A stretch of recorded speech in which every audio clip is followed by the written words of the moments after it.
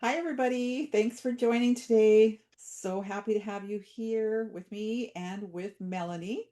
And so thankful that Melanie has offered to do this workshop for us. The timing is really perfect if you've never done it before and you're starting to do some record keeping for things like the card uploads and maybe Spoonflower. Melanie uses Spoonflower a lot, so I think that'll be a part of her presentation is the fact that she keeps a really good, tidy record of everything she does on Spoonflower. But thankfully, she's starting right from scratch. So we'll all get to kind of see the whole process, which is, I think, very helpful because even for those of us who've used spreadsheets for a while, I know from the last little presentation Melanie did that there was things that I just went, oh, so that's how you do that. So the floor is yours, Melanie. Okay. Hi, everyone. I'm going to share my screen. So we're already recording, so I'm going to delete this box here. Um, Make sure I didn't forget. Thank you, Melanie. no problem. So I don't actually think I can see the chat. So feel free to interrupt me or Lindy if you want to hold all the questions for the end or either way. So I think I have like about an hour of stuff here. I'm gonna go a little fast in the beginning because it's kind of the basic stuff. And then I'll try to slow it down towards the end when we get a little more complicated. So originally I was kind of just going to jump in because every Excel training that I've done historically has been kind of for people in my office who already I know use Excel every day.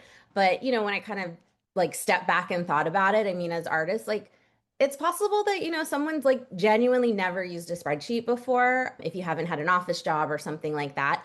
So I wanted to really start at ground zero. And some of these things that you might know you might just know them intuitively, but not really realize it. So maybe hearing what's column, what's a row might just kind of solidify it. So I just wanted to start, and also I'll share this workbook before I play with it, and then that way you can kind of follow along if you want to watch this again later or if you're watching the replay. So the first thing I just wanted to talk about spreadsheet basic setup. So rows. So basically each one of these is a row and then rows have numbers. So these are all the numbers along the left side. There's a maximum number of rows, just over 1 million. You'll never hit that number, so don't worry about it. And then additionally, so columns go vertically, and then the columns all have letters. They're labeled across the top. So it's A to Z, and then they start doubling up. So you have AA, AB, AC, and so on, and then they'll actually triple up. The maximum number of columns is over 16,000. You'll never get close. I've maxed out rows, I've never maxed out columns. And then there's cells. So basically every little rectangle where a row and column intersect, that's called a cell. And cells are referenced by the letter of the row and the number, sorry, the letter of the column and the number of the row. So if I click in this cell right here, this is cell B8. And if you look right up here in the top, you guys can see my cursor, right? It says B8. Okay.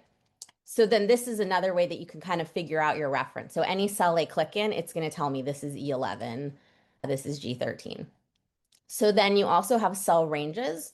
So this is a group of cells and you're going to separate it with a colon. Okay. So if I highlight these four yellow boxes here, this is this is all in row 8. So this is D8 to G8 and you can see I've separated it with a colon. You can also have ranges that include more than just a single row or more than just a single column. So this is also a range and it's the upper left cell and the bottom right cell. So this first cell is I8 and then this bottom cell is K11. So this range is I8 to K11. So that's a cell range and then a sheet. So basically this is every tab within your workbook. So this whole thing is called a workbook. And then these tabs at the bottom here, these are called sheets or worksheets. And you can right click on these, you can insert a new sheet, you can delete, you can rename, you can move them, or you can create a copy.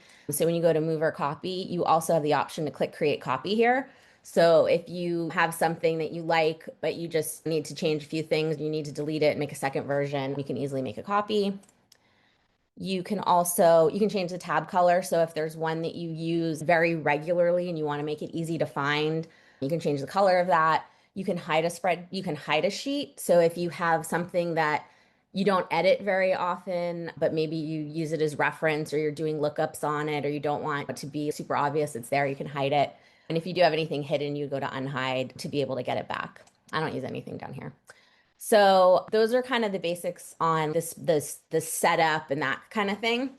Then the ways to navigate within a worksheet. So there's a lot of different ways you can get to the cell that you need. So you can just straight up click on it. You can use your arrow keys. So any of the arrow keys will go any direction.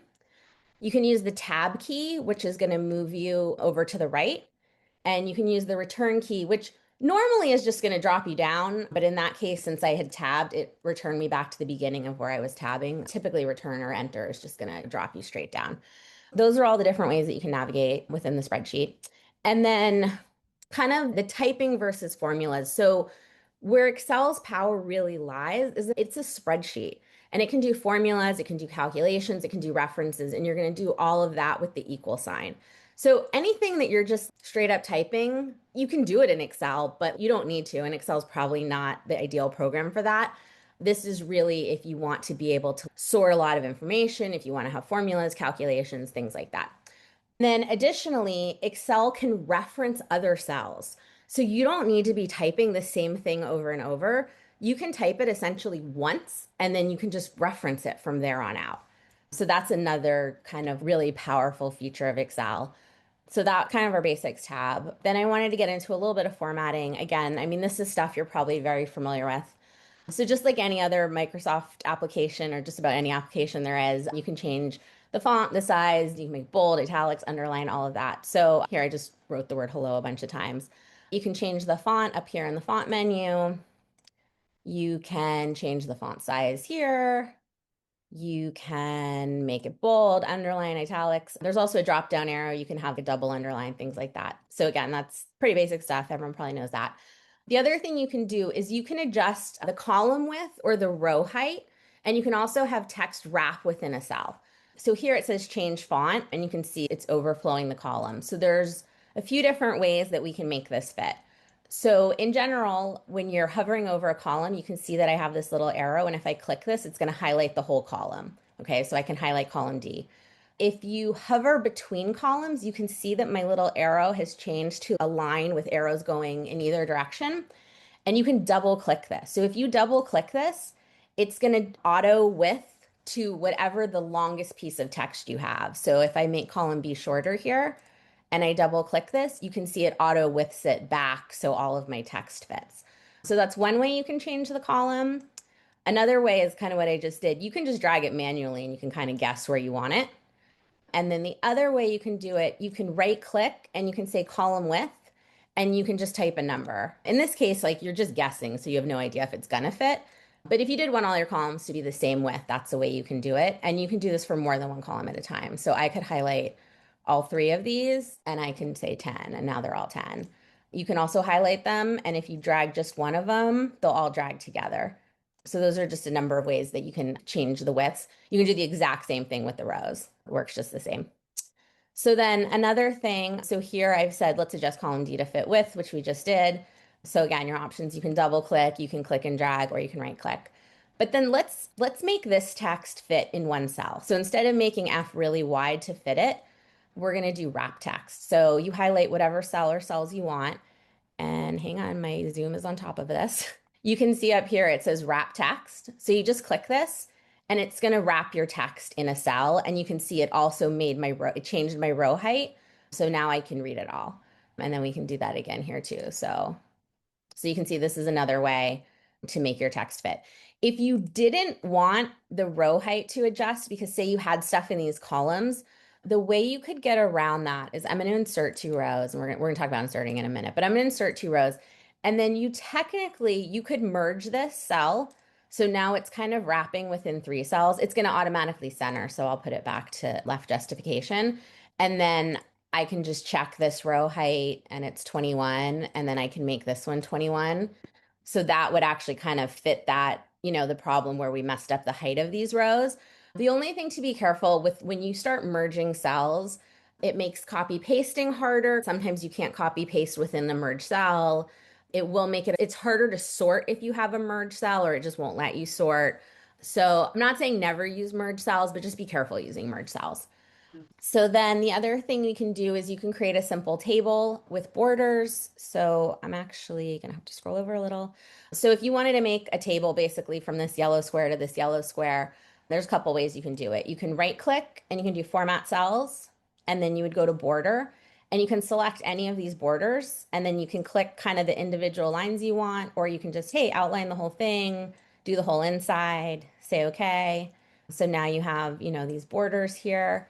You can also do the same thing from this window. It's harder to get the dotted lines. This is going to do just a regular one. But if I wanted all the borders to just be a plain line, if I wanted, a thick outside and maybe a thick border on my headers, you can do things like that. If you don't like any of this, you can just take them all off with no border. If you've messed up and you want it back, you can just hit undo. So, you can kind of make things look a little prettier that way. The other thing you can do is you can format numbers. So we're going to do dates and currencies because those are the most common. So I'm going to come down here where I have some numbers set up here. So this 46,054, this is actually February 1st, 2026. Shocking enough. So Excel basically took January 1st, 1900 and labeled it, it made it number one. And then they've added one day since. So there's been 46,000 days since January 1st, 1900. But if you ever see this and you're trying to enter a date, that's what happened. It's actually just displaying it as a number. It's not displaying it as a date. So if you right click this and you say format cells and you can go back to number, and then here's where you can select the kind of number you want. So we're going to pick date. You can pick whichever one you like. I think in this case, I'd probably use something like this. But now you can see that actually is February 1st, 2026. So that's how I format dates.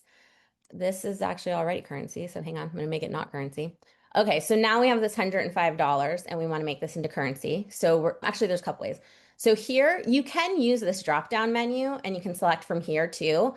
I personally don't use this one a lot because unless you want kind of the default that it's given you, I usually want to go pick which one I want. But if the shortcut is the currency that you're looking for, you could do it this way. In this case, it would actually work. So there's the $105. But the way I typically do it is I right click back to format cells, and then now we're going to select currency, and you can choose how many decimal places you want. So if you need decimal places, obviously include them. But if you're using such big numbers that you don't care about the 12 cents left over, I don't use them a lot of times. And then here you can select your symbol for your currency. And you can also say how you want your negative numbers displayed. So the default is it's just going to put a minus in front. You can have it show red, you can have it show in parentheses, and then parentheses or red if you wanted. So we'll say okay. And then here, I think the next note I have is in general in Excel, you're going to want to copy, when you copy, I typically paste values. So unless I'm actually trying to copy the formula itself, I always paste values because that preserves your formatting. Okay, so I'm going to copy this $45 and I'm going to paste it on top of this 105, and I'm just going to do a regular paste. And you can see that it lost its formatting. So it looks like it looked here. It doesn't look, it doesn't have the dollar sign anymore. So I'm going to undo that.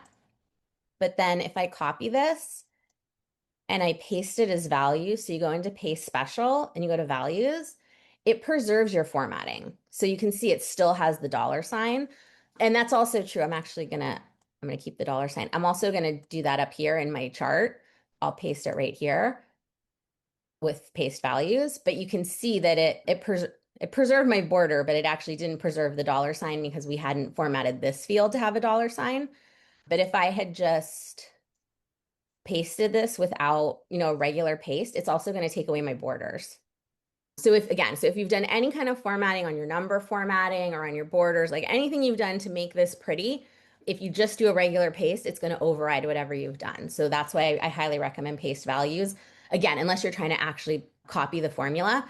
But in that case, there's actually a paste special and you can paste the formula. So this will also preserve your formatting. So paste values if you just want the number, and paste formula if you want the formula, and then that preserves your formatting. So the other thing that you can do, so here formatted this to be money, to be dollars with cents. And then here I've got another 214 that I want to make dollars. So again, I could right click, I can go to format cells. But if you want to do this faster, you can click the thing that you've already formatted and you can go to this little paintbrush that says format. This is called Format Painter. And you click this once and then you can click in any other cell and it'll give it the exact same formatting. So that includes any number formatting, any borders, any formatting that you've done. You can also, if you have to do more than, if it's just one other cell, you click it once. If you have multiple cells that you want to do, you can click it once. And if they're continuous, you can drag. I'm going to undo that. And if they're not continuous, or even if they are, you can click, sorry, if you double click this, it stays selected. So now I can go around clicking anywhere I want and it's going to give it that formatting, even if it's not continuous. And then when you're done, just click it again to disengage. So I think that's everything that I had on this tab. Are there any questions at this point? Should we slow down a little? No, but that's amazing. I've learned 50 things. That's awesome. Yeah, I'm glad. And that Just was just in the first two tabs. yeah, and that's a lot of stuff that I would not have known, and I can see the purpose of it. I could see where I'm going to go back. I was tempted to go and change something on my sheet that I've just been working on today, but I'm also recording a QuickTime version of this, and I thought, well, no, then I'll be Oh, yeah. Well, and again, I'll give you guys this spreadsheet before I played with it in the training so you can do the same stuff. fantastic. Okay, so then next we're going to move on to basic formulas. So again, I think people have done formulas, but just kind of as a quick refresher here. So this right here where it says FX, this bar up here, this is the formula bar. And you can actually make this bigger. So I don't usually need it to be bigger for my formulas, but if you are typing text, sometimes it's nice to be able to make this and have a little more real estate here. So you can pull this down if you want. But for this, I'm going to leave it in the short version. So this is the formula bar. And everything, every formula, including references, starts with an equal sign. So any formula you're going to do, you're going to type equals to start that. And then the four most basic formulas add with a plus sign, subtract with a minus, multiply, you're going to use asterisk. So the shift eight. And then divide is that, I think that's the backslash. And then the other kind of most used formula is going to be sum. So to do a summation, you're going to have equals, sum. Technically, formulas are capitalized. You don't actually have to type them with capitals, like Excel will auto make them capital. So don't worry about that. And then you're going to put your cell range. So that's what we talked about, where you have one cell, a colon, and another cell. So you can type an entire formula into a cell. Okay. So if I wanted, I could do equals 78 plus 98, and I'm going to hit enter, and it's going to give me 176. Typically, this isn't really the best practice for doing formulas because if you wanted to edit it, now you'd have to go in here. I can't tell from the spreadsheet what this is adding up, but it is possible to do it this way. So I just wanted you to know that that exists.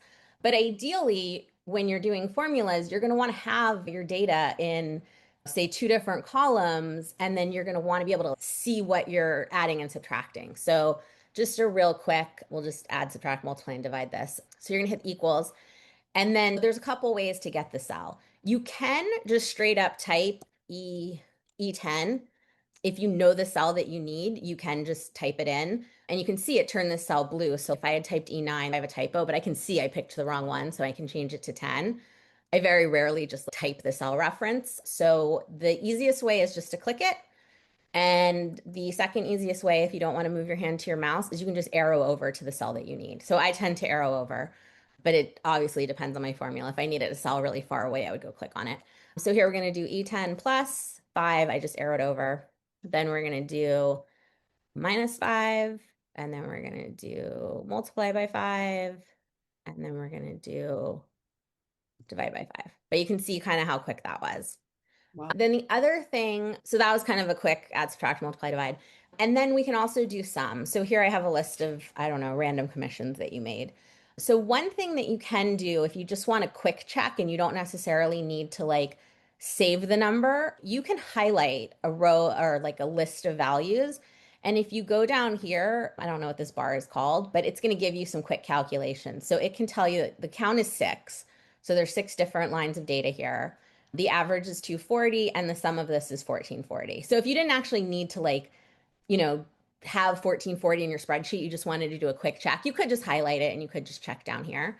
But in this case, we actually want to add this up. So here we're going to do equals sum. And I'm typing, you can see over here, I'm typing lowercase, but Excel is going to allow this. And then every formula has, you know, then you have parentheses and then you have your cell range. So a couple ways you can get this. You can click and drag, close your parentheses, and it's going to tell us 1440. You could have also done this with the arrow key. So you can arrow to the top or you can start at the bottom either way. And you can hold down shift and then I'm going to arrow to the bottom. and then I'm going to close the parentheses. And then the other way that you can do this, and hang on, my zoom is on top of it. Up here at the top, you can see it says auto sum. So you can just click this and it's going to give you, and then you just hit enter and it's going to give you a sum. The only thing to be careful of with auto sum is you definitely want to like visually check that it's grabbing the range that you expect. Because if there, say there was a number missing here, if I auto sum, it's only going to grab, if you had a blank row, it's only going to go to the top of that blank row. It's not going to go to the top of all of your data. So just if you do use auto sum, it's fine, but just visually check. And then in this case, you can actually, you can see right now my mouse is a little plus sign. If I get to this corner, it actually changes into a box with some arrows, and I can actually drag this up to say, nope, Excel, you missed a few that I want, and I can hit enter. So that's kind of a few different ways to do sum. The other thing about auto sum, in addition to sum, you can do averages, you can do counts, you can do min, max, you can do some other calculations as well. So in this case, I'm going to undo because I don't remember what that number I deleted was. But in this case, let's say you wanted to find, if I wanted to find my biggest commission, say, I can just change that to max. And now it's going to tell me that this 560 is the biggest one. So there's things you can do in addition to sum, but a regular sum is the thing you're going to do most often. Okay, so I think that's it on this tab. Then I wanted to talk about references. So we've been talking a lot about like the beauty of Excel is you can reference things.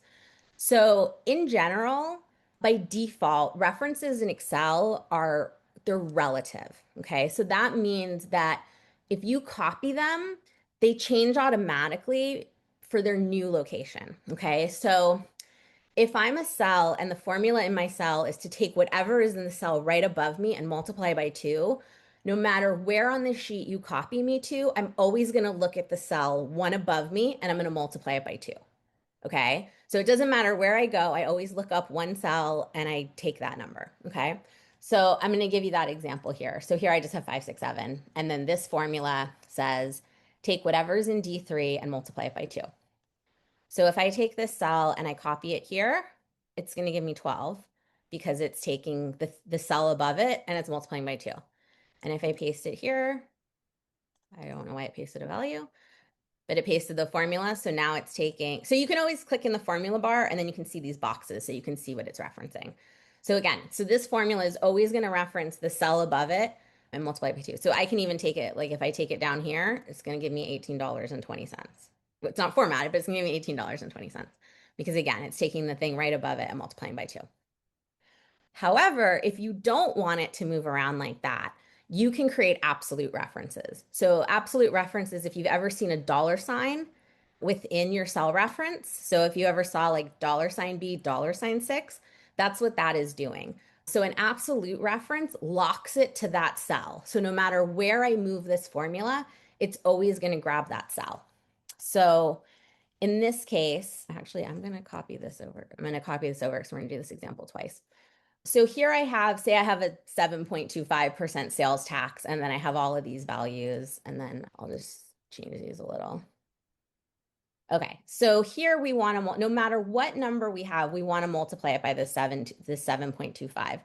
So what you're going to do is you're going to hit equals, and you're going to grab the 7.25, and you're going to multiply, and you're going to multiply by the 2560. Okay, so the sales tax is $1.86. But now if I copy this down, it's not going to do what I want. It's not grabbing the 7.25. It's moving down in the spreadsheet. So we're going to fix this reference. Okay. And fix, not fix improve, but fix like make sticky. So here's the way I do it. I just go into the cell up here. So in my formula bar, and I type a dollar sign before the D and a dollar sign before the 7. And then you're going to hit enter. And then now when I copy this down, you can see I have values. And if I click this one, you can see that it's taking the cell to the left and it's locked on the 7.25. And then it's still taking the cell one to the left and it's locked on the 7.25. And then I can actually copy all of this again over here. And it's still taking the cell one to the left and locking on the 7.25. That's how you can lock to a single cell that never moves. You can also do mixed references. So a mixed reference means that you're going to lock either the row or the column. So an absolute reference, you lock both the row and the column. And in a mixed reference, you lock either or. Okay. And again, always copy rather than cut, because if you cut, it's going to move your references. So my general rule is just don't ever cut formulas because it will move your reference and it'll probably confuse you and you won't realize that that happened. So here's an example of a mixed reference where we're going to lock column D, and then we're going to calculate 10, 20, 30, 40% commissions on this $25. So I'm going to get D13 and I'm going to multiply by the 10%. So before I copy this over, I'm going to put a dollar sign in front of D, because no matter where I take this formula, I want it to grab the thing that's in column D and multiply by the percentage for that particular column. We're going to talk about the fill handle, but I'm going to use the fill handle and just drag this over. So you can see here are the different commission structures on this $26. Okay. And then similarly, so here I've typed in the exchange rate for US to Canadian dollars. And in theory, sure, I could type this on every single row and then I could just do a regular multiplication. But if this changes daily, you don't want to have to change this in every single row that you have. You just want to change it in one place and have everything calculate immediately. So we're going to do, and you can multiply either. You can have this number first or this number first. It really doesn't matter. I tend to just do my row and then do my column, but you can do it in either order. Okay, so I'm going to take my 2560 and I'm going to multiply by the exchange rate. But before I drag this down, I'm going to lock the row on this exchange rate. So you can see this is E16. So I'm going to put a dollar sign before, like after the E, but before the 16. So this says no matter where I drag this down to, you keep referencing row 16. So I'm going to pull this down, and then you can see that it keeps referencing that same $1.37. So if we wanted to do just a quick total, so you can see this is 101 US dollars, but it's actually 139 Canadian dollars. So that's a quick way that you can just change it in one place and then have all your formulas automatically calculate. So actually we can just change it. So like, let's say it goes up to $1.45 and now it all just magically updated and your $139 is now $147. So you made another $8. So that's references. Did that all make sense? It makes sense. Okay. So then I was kind of already doing the fill handle, but this is a real quick. So you can insert or you can delete rows, same for columns. And so basically what you would do is you're going to highlight the column and it's always going to insert to the left of columns and it's always going to insert above rows. So if I needed an extra column here, I'll actually put it here so it's in between some stuff. But if I wanted an extra column between F and G, I would highlight G, I would right click, and I would say insert. Okay. And you can do them one at a time, but let's say you knew you needed 3 columns. You can highlight 3 columns and then you right click and you say insert, which I lost, and it's going to add 3 more columns. Okay. The same for rows. So if you wanted to add, I don't know how many rows this is, 10 rows, you just highlight 10 rows, insert, and then nothing moved because I didn't have any data there, but I actually did add 10 rows. And then to get rid of them, you just highlight them and delete. Okay, so then the fill handle. So you might have noticed I've actually used this a few times. I find this easier than copy pasting a lot of times. But you can see if I am clicked on a cell, again, I have this white plus sign. But if I go to this bottom right corner, I actually get a black plus sign. So this is called the fill handle. And if you drag something down with the fill handle, it's just going to copy it down. So you can copy regular text. So if I'm working on a collection and I have, 6 different colorways, I'll write the name of the collection and I'll just drag it down 6 times. I won't, continue to retype it or even start retyping and let it autofill. So you can copy down text. You can also copy down formulas. So I'll show you that in a sec. I think you've already seen me do that a few times. And you can also copy. So the way I said, you can just pull down and grab text. You can also do that with numbers and dates. But you want to be careful because sometimes numbers and dates won't do exactly what you're expecting it to do, but I'll show you kind of how to get around that. So sometimes when you pull a number, it'll start counting and sometimes it'll repeat the number. So in this case, it's just going to give me all ones, but occasionally it'll count. So here I've actually written color 1, and when I drag this one down, it starts counting for me. So color 2, color 3, color 4, but maybe that wasn't what I wanted. So if you actually didn't want it to drag, if you didn't want it to count, you just wanted it to repeat color 1, all you have to do is write it twice, highlight both, and then pull the fill handle. So If it's counting and you don't want it to, the way around that is to just do one duplicate of exactly what you want, highlight both, and then pull them down together.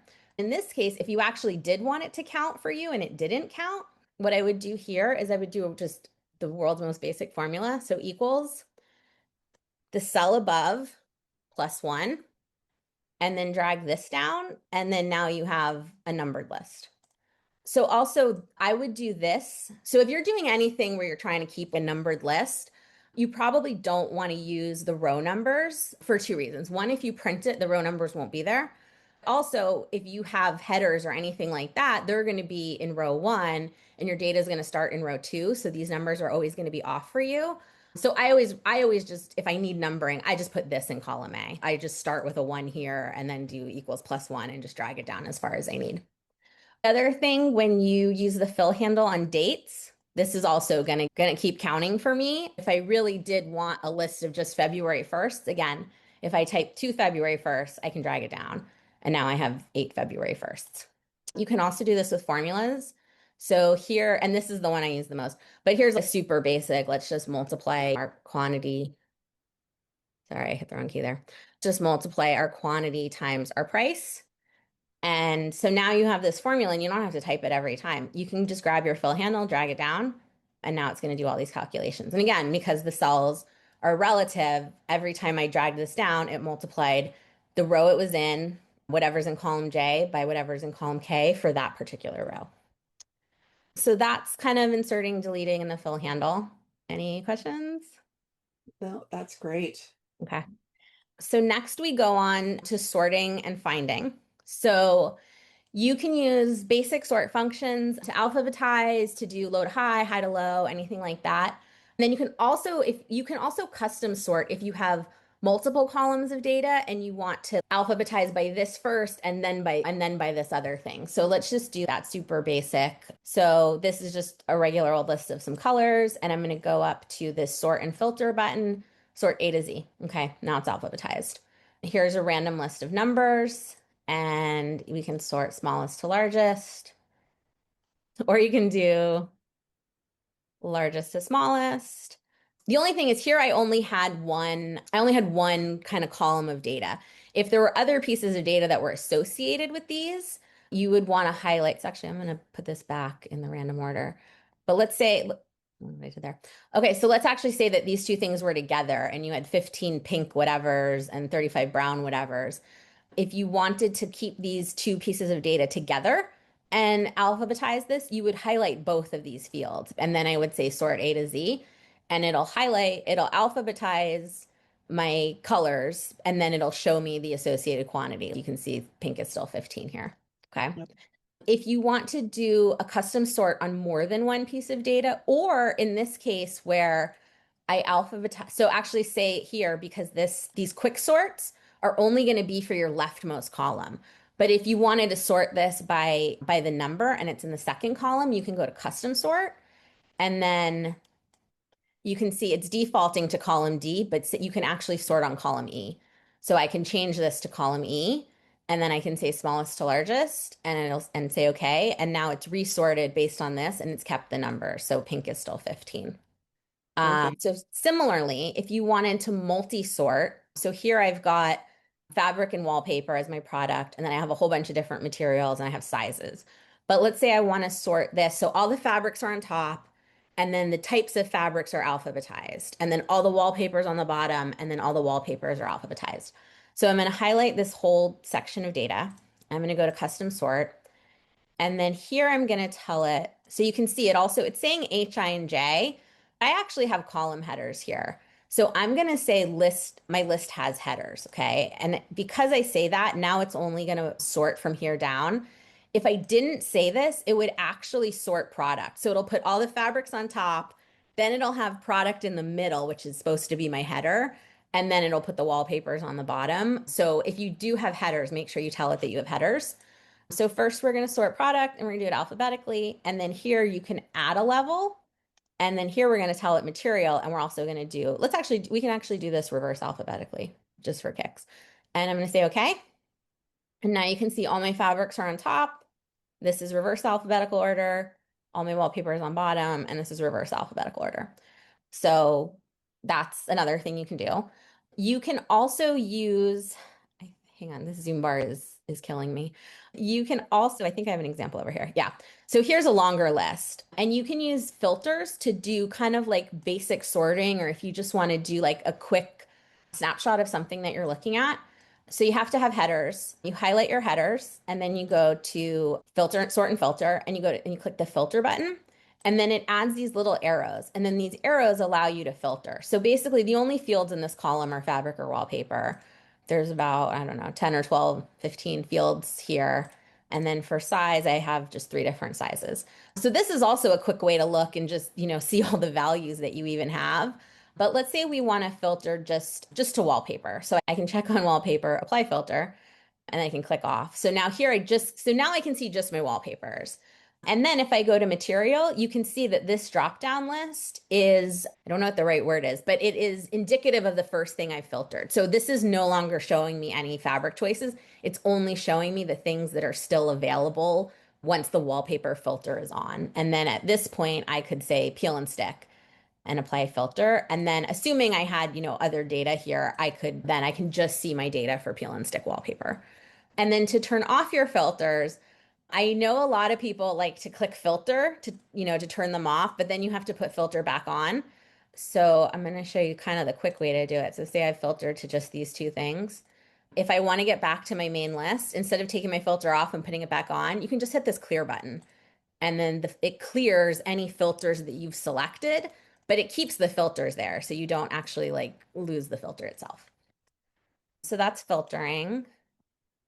And my Zoom box is in the way again. Okay. So then the next thing I wanted to show you is find and replace. So you can use find and replace to automatically change instances of a character, of a word, of anything. If you've misspelled something and, find all my misspellings and then, make it correct. But so here's an example that I think happens a lot. So say ChatGPT gave you a bunch of M dashes and you hate them and you don't want them anymore. You can actually, I'm going to copy this one M dash. So this is the thing I don't want anymore. And I'm going to highlight all the fields. Okay, so here's the thing. If you don't highlight, it's going to check your entire document. But if you only want it to do it in certain cells, you have to highlight the cells beforehand. So I only want to do it in these 4 cells. So I'm just going to highlight these 4 cells. And then I go to this find and select and I go to replace. And I'm going to paste the thing that I want to find. And I intentionally copied it. So I made sure that I had, the exact precise character. But say I just want to change it to like a regular dash or here, actually, let's just make it a backslash. So now I'm saying find all these stupid M dashes and change them to backslash. I'm going to click replace all. And you can see I only have 4 rows here. And it says, all done, we made 4 changes. And then you can see each one of these now has a backslash. So that way, I know we all hate when ChatGPT gives us that. Instead of fighting with ChatGPT, you can just take it out yourself if you want. So I tend to do that rather than fight with ChatGPT. Another example, so here I have some made up color names and then I have solid at the end. But I actually decided I'm going to make these a faux linen texture solid. So I don't want to have to put my cursor in here or paste them all or change the word solid every time. So here I can highlight all of these rows. I can go back to find and replace. And I can say when you see solid, change it to faux linen texture. It'd be good if I could spell. And then you want to have the word solid again, because if I didn't have the word solid here, it's going to take everywhere it says solid and it's going to change it to faux linen texture, but it wouldn't have the word solid. So you want to kind of repeat the word, but this is a way to insert this before the word solid. So I'm going to say replace all. And now all 7 of these rows say warm cream faux linen texture solid, soft peach beige faux, et cetera, et cetera. So that is another, I think, quick tip that you can use. So that's it on this sort and filter tab here. Okay, so then we get into some little more formula ease. I think you guys can handle these. So the first one it's the LEN, it's the length formula. So I think this is going to be really helpful if you are typing out your titles or your descriptions or anything like that, wherever you're going to then go paste them, whether it's Spoonflower or Pinterest or I don't know if Cardile, but if there's a character limit, and if you want to be able to know before you paste it that you've exceeded the character limit and you need to edit, or if you just want to know that you're good, you're not going to have an issue when you go to paste it. So here's an example of just some description I wrote. And here's a time where, in theory, you might want to make your formula bar bigger. So here's where I've exceeded the one row because I have text. So I want to put this on Spoonflower. They have a 255 character limit, and I want to know if I'm good to go before I paste it. So this is a really basic formula. So you're just going to do equals len parentheses, click the cell, close parentheses, hit enter, 229. So I'm good to go. So you can put this, so you can have a whole column of anything and then can drag this down and it'll add up the character counts of any cell to the right that has any text in it. So I think that's a good quick thing to know. Then the next thing I want to talk about is the formula is called concatenate. The formula used to actually be concatenate, but in recent versions of Excel, they've updated it to just concat, so you don't have to type out concatenate. I actually never use this formula, but I use this function all the time because you can do the exact same thing with an and sign. So I tend to just use the and sign, but you can do whichever you prefer. So I use this all the time if I want to do what I call like plug and play titles or a description. So say I have the exact same title, like trailing florals in, and I just want to add the color. I don't want to have to keep changing the color on every single one. I can just make a list of colors and then I can have Excel put it all together. So if you do want to use the concatenate formula, the way you would do that is you would have concat parentheses and then however many cells you want, and you would just comma them together. If you want to use the and sign, which is the way I do it, you just equals select your cell and select your next cell, and you can and together as many cells as you want. Okay. So again, using the concatenate formula is essentially you're just anding a bunch of cells together and it yields the exact same results. So if you can't remember the term concatenate, just and them together. It's much simpler. I will say actually the other great thing about Excel is even if you can't remember how to do something, if you can remember what the formula is called or what the formula does, Google is amazing. If you just type Excel length formula, it will return what you need. It'll give you the formula, it'll tell you what inputs it needs. So I think nobody knows how to do everything in Excel. It is endless the amount of things you can do. But just knowing enough that you can search the thing that you need to do will really allow you to be a better Excel user. So you don't have to memorize how to do everything, just know how to look it up. And just again, being able to describe it just enough. If you Google Excel, whatever you need to do, Google's really good. So here's my list of colors, and we're gonna have a title that's trailing florals in whatever this color is, okay? So I'm gonna do equal, and then because so in theory, we could type trailing florals and we could and it to that cell. But if you just want text, you can also type the text, okay? But if you're typing text, you have to put in parentheses. So anything in Excel, you're telling anything in parentheses, you are telling Excel, return this thing that I wrote, okay? This is what I want. So I'm going to type trailing florals in. And okay, I'm actually going to put a space here. Actually, I take that back. I'm not going to put a space and then I'll show you what happens. So I'm going to write trailing florals in. I'm going to hit the and sign and then I'm going to click my first color. I'm going to hit enter. And you can see it says trailing florals in pink and in pink is one word. Okay. So in this case, I would want to put my space here because I need that space. Okay. So having the space within my parentheses tells Excel I need the space.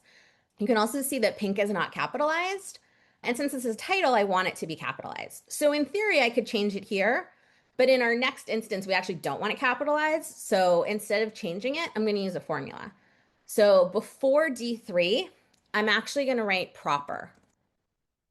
And then I'm going to put this in parentheses. Oh, one other thing to know is you only need the one equal sign. You don't put additional equal signs in the middle of your formula.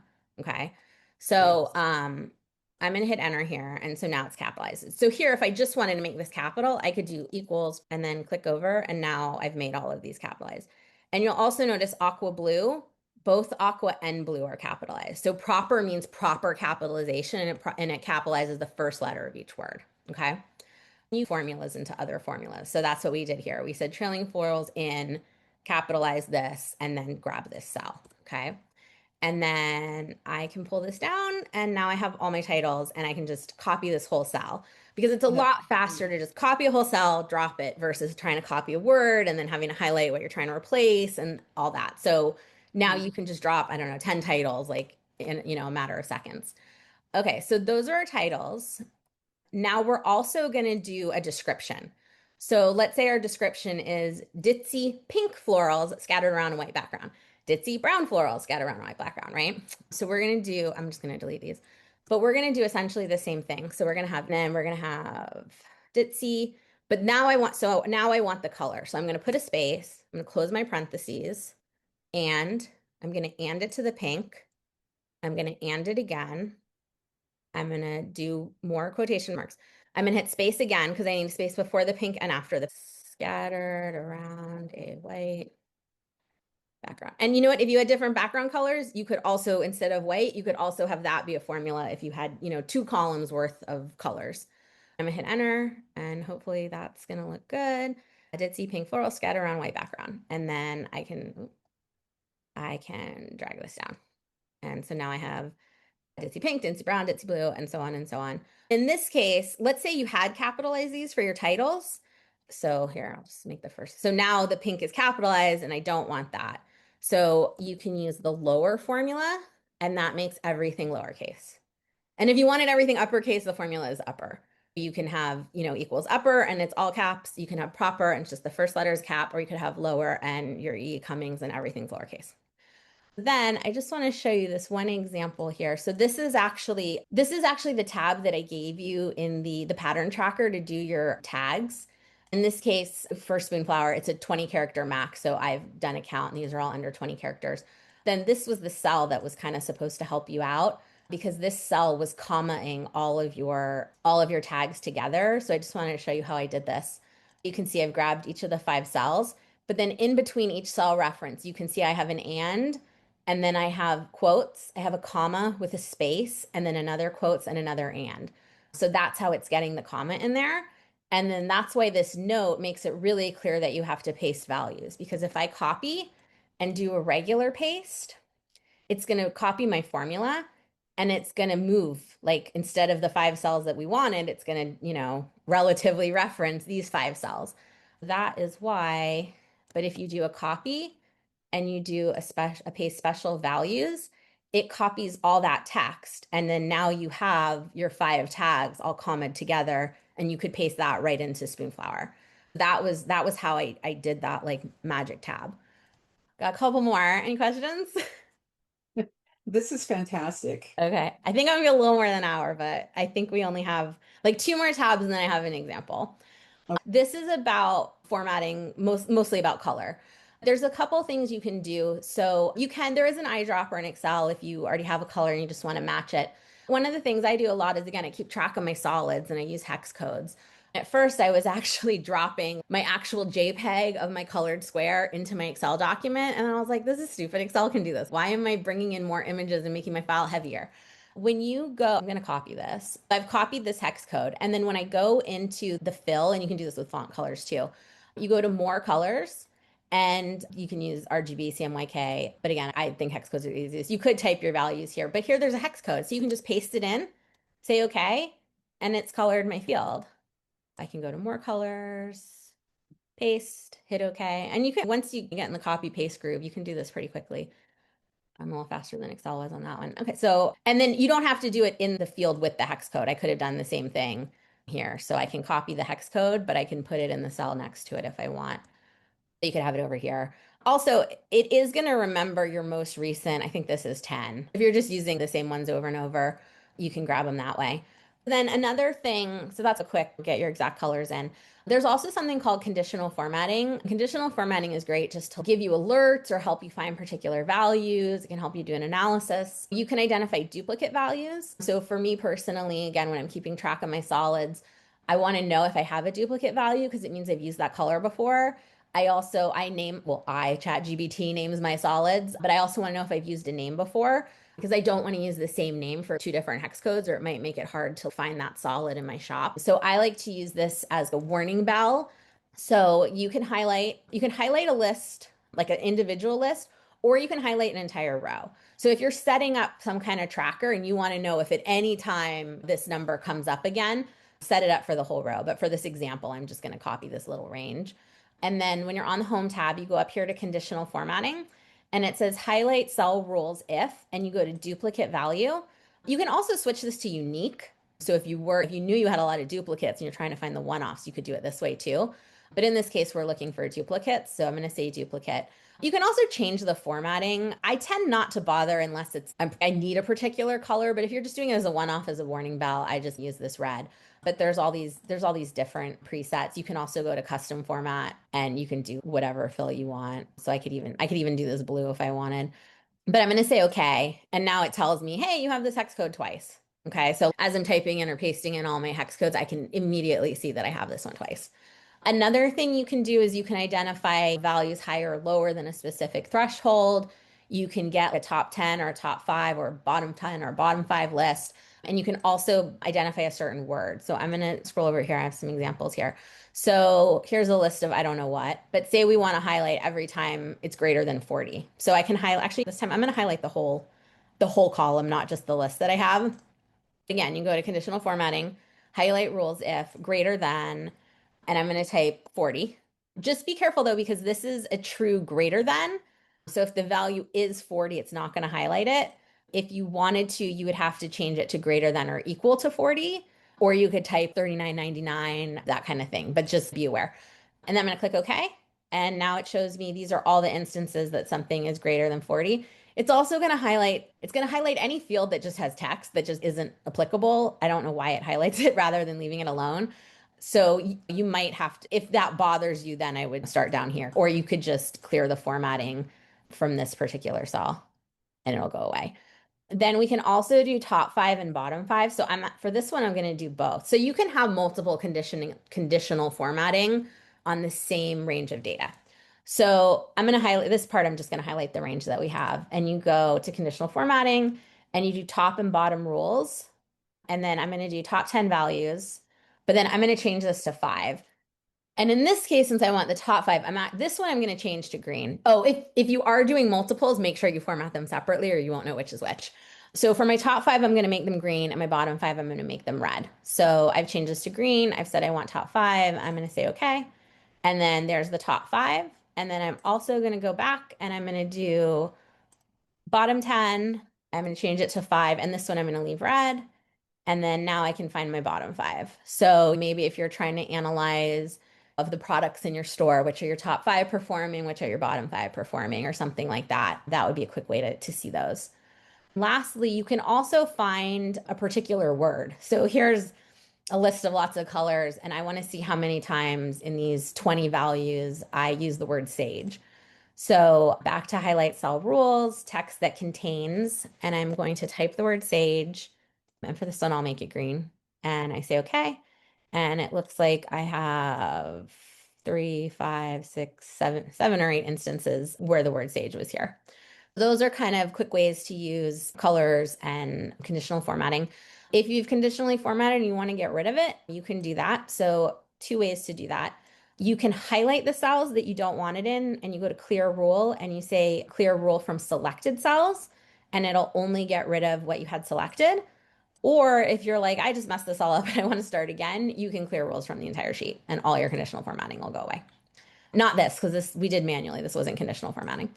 And let's say if this is bothering you, you can just drag down, you can have a white cell replace that rather than going over here and saying no fill. So that was hex codes and conditional formatting.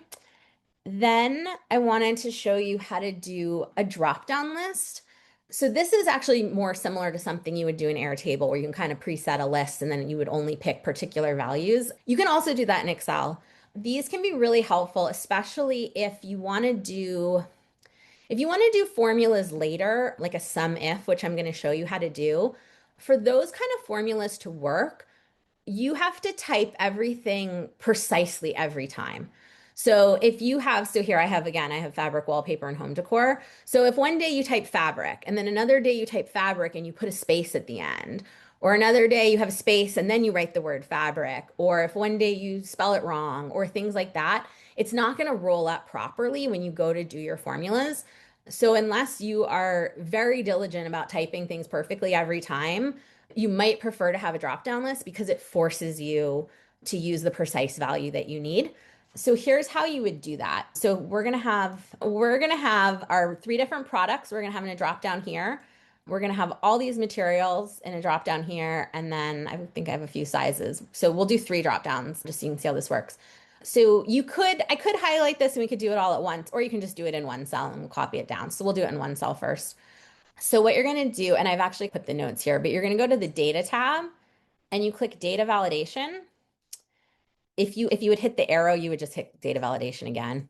And then from here, instead of saying, let me type whatever I want, tell me it's just a list, okay?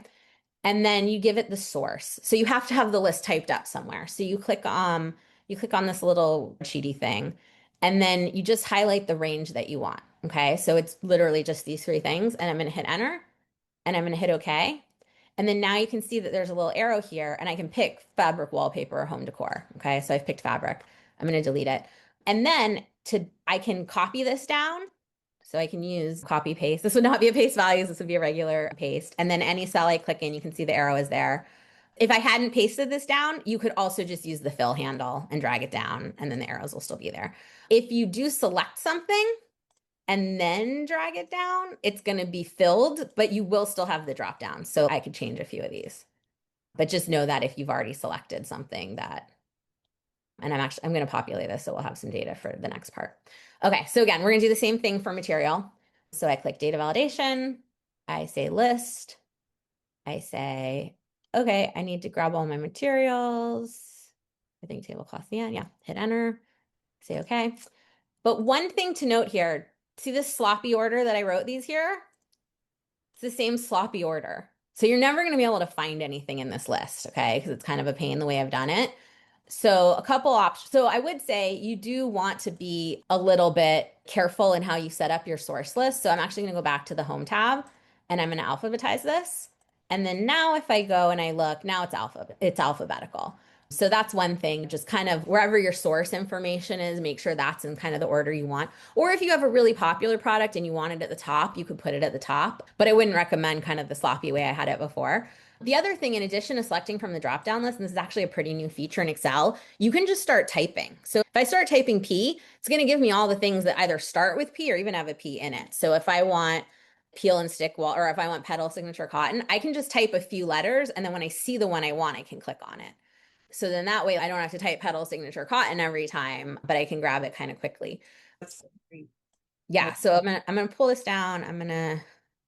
Obviously, these don't even, I'm not even picking things that go together, but I just want us to have some data here. Okay. And then lastly, we're going to do the same thing for the size. I know this is repetitive, but I feel like the more you see it, the easier it'll be. So we're going to do list, and then we're going to go grab our sizes, and we're going to say, okay. And then again, there's no list down here, but if I drag this down, you can see that now all these lists are here. One thing I do want to mention, let's say these are all the materials that you've sold to date, but then tomorrow you sell a whole new material and you need to add to this list, okay? If you add to the bottom, if you add at the bottom, it's not, whatever you add is not going to show up in your drop down. So like, I don't know, let's just say cotton, okay? It's not in my drop down. I didn't know it would show up over there. But you can see cotton is not at the bottom of my drop down because I only referenced this block, this range, okay? But if you wanted to add something, the way I would do it, if you insert in the middle, Excel will push down your reference, okay? So if I need to add two materials, instead of adding them at the bottom, I'm just going to highlight two cells and I'm going to say insert. And then instead of inserting a whole row, because I might have data to the right or left, I can just insert in this single column by saying shift cells down. And then now I've opened up two spots. And if I come over here to my drop down, you can see I actually have a blank. And if I type something here, I can't even think of anything to type right now. I already have grass cloth. Okay, let's just do grass. Okay. And I come in here and you can see now grass is here. And you can see I still have a blank. Let's just type field. And then you can see that these have been added. So if you do need to add to your list, just insert somewhere in the middle and then you can re-alphabetize. So back to the home tab and I can sort it and now it's all alphabetized again. Okay. So this is kind of like, I think this is a good way to set up any sort of tracking files you have if, as long as it's not like a true free form. But then now we're gonna do a sum if.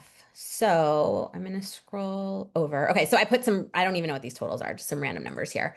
But we want to do a sum by product. So we have wallpaper, home decor, and fabric, and we want to see what these totals are by product. Okay. So We're going to do equals. And sum if is saying, I want you to sum up this column only if whatever is in this column is the field that I have told you to find. Okay. So it's if we want fabric, we want this 14, we want this 8, we want this 7, but we don't want to have to manually go find all these things. So we're going to let Excel do it.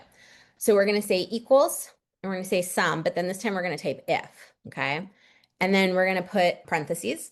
And then Excel actually tells you what the formula needs. Okay. So it's telling you it needs a range, it needs a criteria, and it needs a sum range.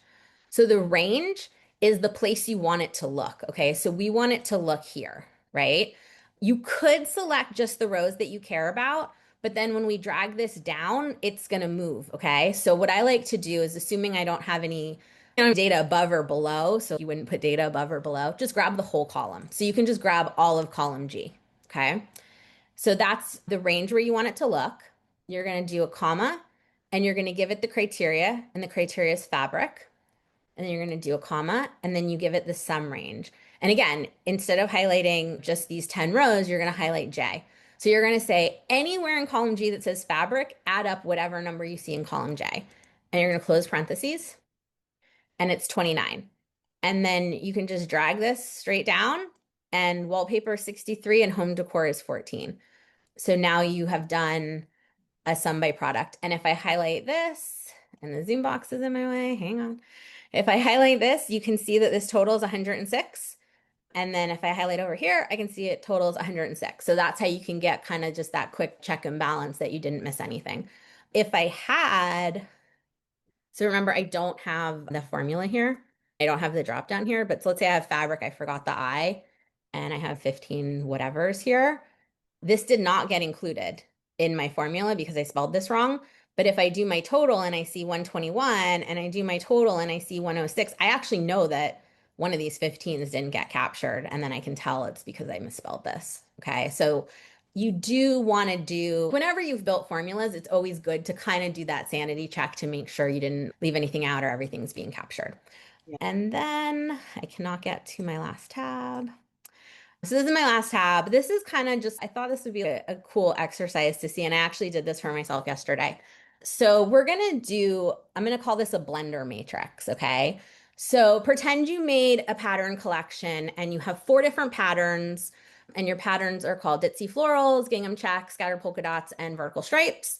And then you have 5 different colorways, and your colorways for your titles, you want it to say blue, pink, and purple, yellow, orange, and gold, et cetera, et cetera. Okay, so every pattern is going to be named Ditzy Florals in blue, pink, and purple. Ditzy Florals in coastal blues and greens.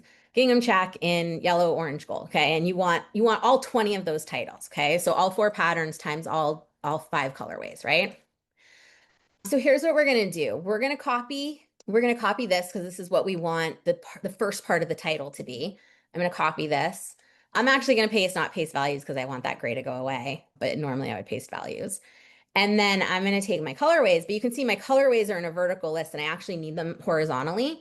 So check this out. So we're going to copy this and we're going to click where we want it to start. And we're going to go to paste special and we're going to go to transpose. So transpose is take my vertical list and paste it horizontally. So now it is pasted horizontally. Okay. So now we have a matrix where we can really quickly build our titles. And I will say I did not put that trailing space after the in. So we're going to have to account for the space when we do our formulas. Okay. So the first thing we're going to do, so basically here's where we're going to build our titles. And then wherever we're pasting this actually has a 45 character limit. So we're going to check and see if we've exceeded that. So what we're going to do is we're going to say equals, and we're going to say the first part is ditzy florals in, and then we're going to and it. This isn't going to come out right, but we're going to do it in steps. We're going to and it to the color. Okay. So now we can see it says ditzy florals in blue, pink, and purple, but there's no space here. So we're going to come back in here. And again, you could add the spaces here. I think it's probably cleaner to add it in your formula. So I'm going to put the cursor between the and the D4. I'm going to do a quotation mark. I'm going to hit the space bar and I'm going to do another quotation mark.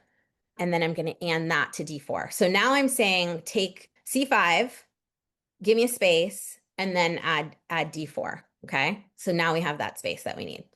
Okay. So before we copy this now, we need to do some mixed references because the pattern you always want to come from column C So we're going to put a dollar sign in front of the C. And then the color, you always want to pull from row 4. So we're going to put a dollar sign in front of the 4. Okay. And you hit enter. Then what we're going to do is you can drag this all the way across. And they're all going to overlap, but you can see this last one does say Ditzy Florals in lilac, lavender, and purple. And then we're going to drag it all down. And you can see these all start with the different pattern names. And then so we can actually read it, let's wrap the text. So now you can see all your titles. And then lastly, we're going to do we're going to check the character count. So we're going to hit equals, we're going to do length, and then we're going to click the first one, which is here, close parentheses. And then I can drag this over, I can drag this down, and I went one row too far apparently. And then I don't want to have to look for 45s myself. So I'm going to highlight this, conditional formatting, greater than 45. Oh, I have 2 problems. So now these 2 titles are too long, and I would need to take off 1 and 2 characters. But here you know that now you have 20 titles that you've built in, what, a couple minutes, and you just copy paste right out of the matrix. So Amazing. okay, that's all I have. Oh my gosh. I feel like my head just exploded. Sorry. Okay, how do I get out of spotlight here now? Okay, there we are. Yeah. But I mean, the cool thing about that is that we now know that we could be saving ourselves a huge amount of time if we did this. Mm-hmm. Because I can tell you how much time it's taken me to do some of my spreadsheets. And if I had used formulas, wow, that would have saved me so much time. Anita, you have a question? No, only I do have a question. First of all, this is amazing. Thank you so No much. problem. So much good information. No problem. So I have used Excel quite a bit, and I sometimes will use the format as a table, okay, rather than creating my own table. Is there any benefit to that? I feel like sometimes that gives me a bit of trouble, and that it's maybe better not to do that. I will say I don't do that. I've never found a benefit to it. I think the only benefit is you can also do named references, which is similar, and then you can build formulas to named references. My boss does that. I find it more trouble than it's worth. So I only name references when it's like required to do for something else I need to do. I never use tables unless I'm trying to sync to a database or something like that. So I would say don't bother with the pretty table. And I kind of just randomly choose whatever. Yeah, the only advantage I see is that it colors your rows like every other color, but I don't care about that. Okay. You I know? feel like that there's some things that don't quite work in the table for sorting. Things maybe that Yeah. I'm in trouble when I have this table and then I can't get it to do certain things. Also, formulas are weird because formulas don't reference the cell. It doesn't reference B4. It references the column header of the table and some other stuff. Okay. So I would say don't use. I think for what you guys are doing, I would say I don't see an advantage of using those official tables. Okay, great. Thank you so much, Melanie. No problem. Anybody else have any comments or questions? We've gone to an hour and 15 minutes, so it will take me a little bit longer to edit this, but you're welcome to ask questions here before we let Melanie go. Melanie, that was so good. Thank you. I loved every second of it. You are so clear and concise. It was amazing. Oh, thank you. I felt I was going too fast. And then at the end, I had to drink because I couldn't talk anymore. Well, that's what the recording is for. Now I can go back piece by piece. I also think, especially what I was saying about you can Google things, I think with Excel, it's knowing that the thing exists kind of. And so I think even just this quick overview, the fact that you've seen it in action, you're, oh, okay, wait, I remember I don't have to do that completely manually. So I think that's good. And then, maybe you can reference, you can see what tab I'm on if you go check the recording, and maybe you won't have to rewatch the whole thing. Oh, and Dolores, I'll send you the spreadsheet.